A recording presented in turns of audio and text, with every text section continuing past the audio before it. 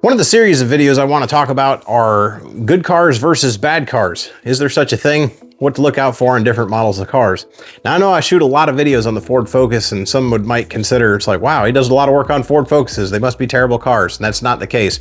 They're actually really solid cars. There's a couple things you got to watch out for on them, but other than that, they're overall really good cars, very economical. They crash, the crash ratings are really good. They're inexpensive to buy, they're inexpensive to maintain, and most of the things that go wrong with these is little stuff. The biggest problem these ever had were the transmissions in a certain year range. They had a little bit of a transmission issue, but even that is easily fixed. I actually got a kit to do it.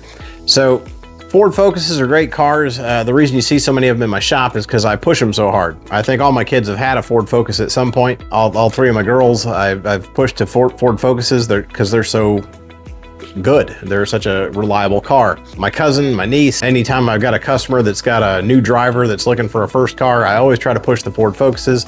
I've probably sold 24 of these things in the last 15 years.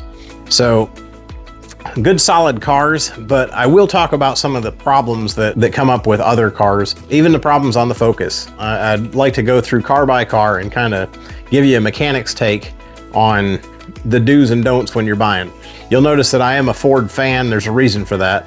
They're very modular vehicles. I love them to death, and I'll talk about that in the series as well. So stay tuned. As always, please like, share, and subscribe.